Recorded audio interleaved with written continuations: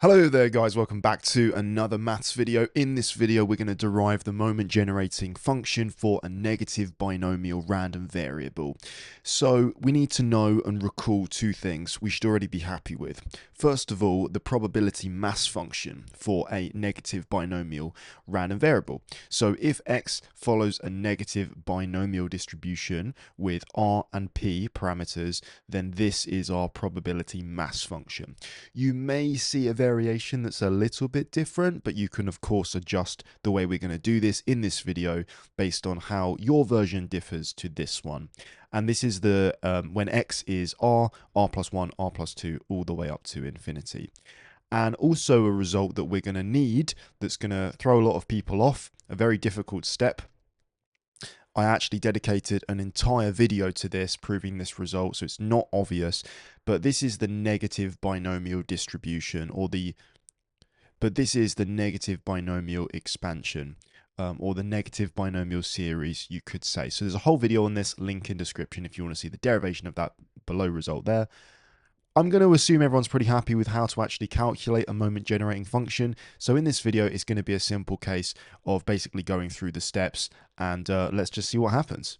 Okay, so let's just start off by writing down the notation for the moment generating function. This is our moment generating function. And remember, this is just the expected value of e to the power of t times the random variable. And in this specific case, the way we're going to calculate it is by doing a sum, because it's a discrete probability distribution, the negative binomial. So we're going to go from x equals r to infinity, because that's the sample space for the negative binomial. And then we're going to do our e to the tx, and we're going to multiply it by the probability mass function, which is this guy right here. Now, we're going to try to see if we can use the second bullet point, the one down here, in order to rearrange. That's going to be the thing we're trying to get to. And once we get to that, we can just replace it. Because as I say, I've got a video on how you actually show this that I would invite you guys to check out if you want to. That's actually going to, like, doing this proof is literally longer than what we do in this video. It's quite important.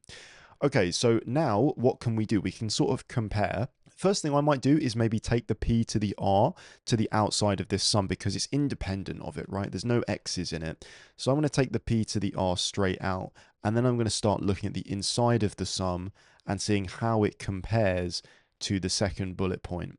So I'm noticing that the inside of my sum here looks incredibly similar to what I've got in this bullet point here, but the difference is I've got a q to the power of x minus k. The k's and r's are basically the same, so that's not a problem. I have q instead of 1 minus p, it looks like.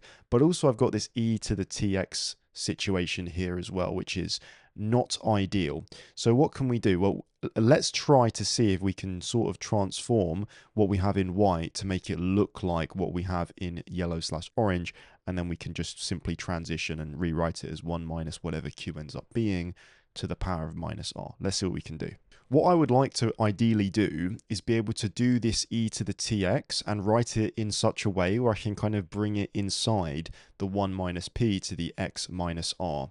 So a common trick here is to rewrite e to the t as, or sorry, e to the tx as e to the t and then to the power of x.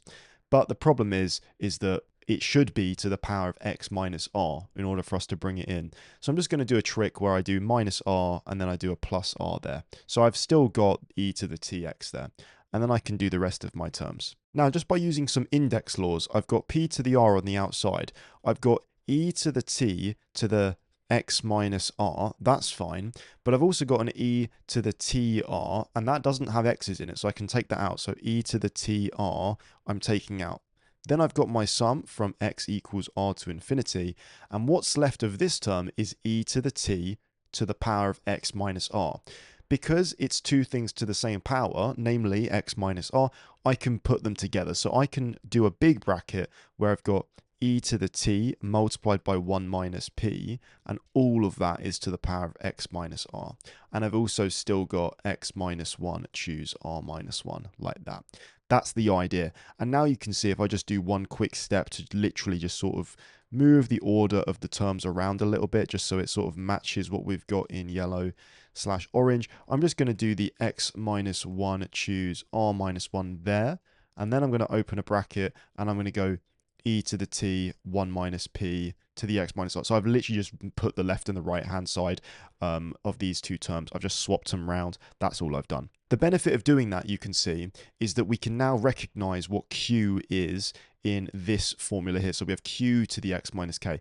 Turns out q is actually e to the t times 1 minus p in this situation. And so knowing that, we can just simply finish it off, and it's going to end up basically being the end of it. So what we have, again, recognizing what q is, it's e to the t times 1 minus p.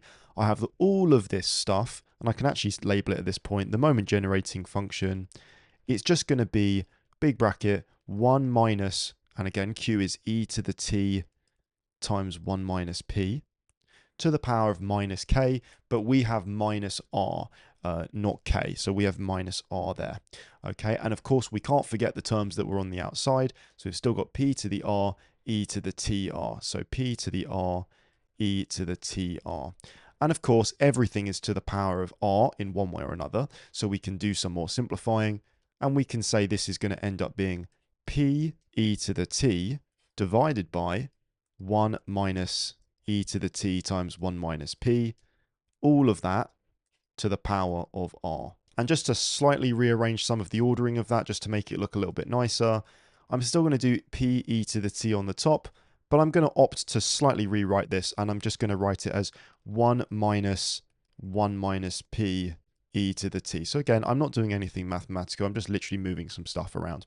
But that is our moment generating function. So if I just sort of zoom out, we can see what we did. There's the entire bit of working out all on one screen there. Hopefully that's still big enough to be able to read. But if we have our negative binomial distribution, and that's the probability mass function up there, we use this result. We relied quite heavily on it, but again, I've got a video on it, so please do check it out. We end up getting this lovely result here. So that is the moment generating function for a negative binomial random variable. But if you enjoyed the video, then I highly appreciate it. But please do consider subscribing and all that stuff, and I'll see you in the next one. Cheers. That's just another way to say that I'm the best math rapper in the game today. It might sound vain, but it's just how I feel.